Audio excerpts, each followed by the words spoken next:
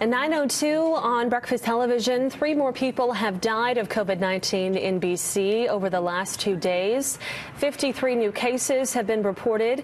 BC has no new outbreaks at any long-term care homes. More than 120 staff and inmates at Mission Institution have the virus, making it the worst federal prison outbreak in the country. There are now 7 positive cases at the Fraser Valley Chicken Processing Plant, the latest facility to be hit. The BC Provincial Health Officer says we still don't know a lot about this virus. In particular, we don't know how long immunity lasts. We don't know how to measure it very well. As we know, there's been challenges with the tests, the serologic tests for immunity. So those are all those things that we will know more about once we get through this summer. We'll also know more in the fall about whether we're going to see a natural upsurge in infections because of the respiratory season. So we really are in uncharted territory right now. So we need to 77 people with coronavirus remain in hospital in BC, including 20 in critical care. Ottawa has announced emergency aid for farmers and food producers in Canada caught up in the COVID-19 pandemic. Together, it's a $252 million investment in the agri-food sector. We're announcing more than $77 million to support food processors during this crisis. This is money that they can use to purchase personal protective equipment for workers, adapt to health protocols, and support other social distancing measures. It will also help expand or adapt our processing capacity to increase the amount of Canadian products we make domestically. And the federal government is also committing $50 million for a surplus food purchase program. It will mean the government will buy large quantities of product that are at risk of going to waste. We're launching a surplus food purchase program, starting with a $50 million fund. The government will buy large quantities of certain products at risk of going waste, say potatoes or poultry, and redistribute them to organizations addressing food insecurity. This will help ensure that our farmers are being compensated for their hard work and that our most vulnerable have access to fresh food during this crisis.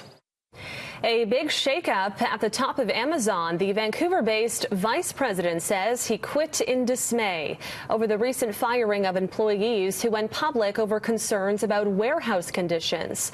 Tim Bray resigned over what he described as the firing of 2 whistleblowers who were making noise about warehouse employees frightened by COVID-19. Amazon is pushing back over the accusation that it has been firing employees who fought for better protection. In a statement, Amazon says it supports the rights of employees who criticize working conditions. It also suggests the 2 employees were fired for repeatedly violating internal policies. A lack of personal protective gear is putting nurses at risk. That's coming from the head of the union, who has received 1,700 complaints. The BC Nurses Union president says she's hearing members are being asked to use expired equipment. These nurses in acute care, I know of nurses who are being asked to place a mask that they've used for a portion of their shift, place it on a paper towel, go have their break, come back and reapply that same mask. Is that a concern? Absolutely. We've never had to do that before. Masks are single use only. And now we're being asked to don and doff personal protective equipment like masks. And we do know that the highest risk of a person becoming infected is during the process of donning and doffing a used mask. Christine Sorensen says some emergency rooms still don't have plexiglass barriers like the ones at grocery stores. We are now hearing from a woman who tried to rescue 2 children who lost their lives in a tragic accident in Chilliwack on the weekend. As soon as I located where they were, where I could see bubbles, I jumped into the water and I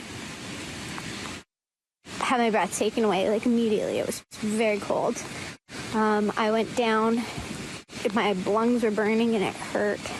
And I was able to find the tire and feel around, but I couldn't see anything. I couldn't feel anyone. And I decided that it wasn't safe enough for me to continue doing this. And it was so cold and too hard to hold my breath and find them. So I actually had to call it that it was too difficult and not safe to continue the recovery.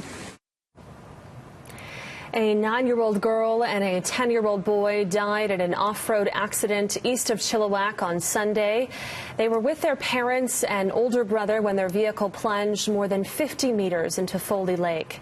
2 adults and a child survived the crash. All 5 were wearing helmets. The BC Coroner's Service is investigating. A positive update on the condition of a boy hit by an SUV in Coquitlam last week. RCMP say the 10-year-old is recovering at home. Initially, he was in bad shape, but officers are hoping he'll make a full recovery. Mounties say the boy was riding his bike at Parkway Boulevard and Forest Ridge Place when he was hit by a black Infiniti QX60 last Thursday. The investigation is in its early stages. We haven't assigned blame. Indeed, we don't know exactly what happened, but we are asking everyone to be careful out there. Drivers, if you're on a quiet street, of course remember that children could be around.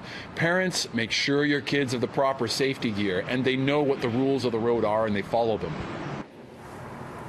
The driver of the Infiniti has been cooperating with police. Drugs and alcohol were not factors in this crash. If you saw anything or have security video, you're asked to call Coquitlam RCMP. Another popular local event is being canceled because of the pandemic. Organizers of the Abbotsford International Airshow have announced this summer's event will not go ahead. It's been postponed until August 2021. This year's Airshow was supposed to be held August 7th to 9th. As our children remain isolated from opportunities to interact with peers, one expert is reassuring parents it's not hard to keep their social skills on track. David Zura has this story. They need to learn language. They need to learn how to communicate. Everything that we learn, cultural construction, it's all from socialization. Is COVID-19 having an impact on our children's development? Any parent knows children's minds are like a sponge, absorbing and interpreting the world around them. But as they remain isolated from daycares, schools, parks, and peers, one expert is reassuring parents that while they do need that socialization, almost any form of human contact will do. So adults will do, parents will do, voice calls, audio calls, video calls with grandparents or, friends will suffice. She tells us kids of different ages will also have different needs. When they're really small, 3 and under, they engage in a lot of parallel play. Meaning it's more likely that they're in their own little world versus actually interacting. For the older kids, Tanya says taking some time to play games with them can't do any harm. As long as you find an activity that you both enjoy and they can sense and feel your enjoyment, that's enough. In the developmental research, it seems as though there's not strong evidence, but it seems as though between 7 and 10 years of age is when peers start to become pretty significant, pretty important influencers. But that doesn't mean that it's required for healthy development. Oh, he loves video meetings. Can you say hi, Isaac? Yeah, that's great. Meanwhile, this Vancouver area family says they're seeing firsthand just how adaptable 14-month-old Isaac actually is.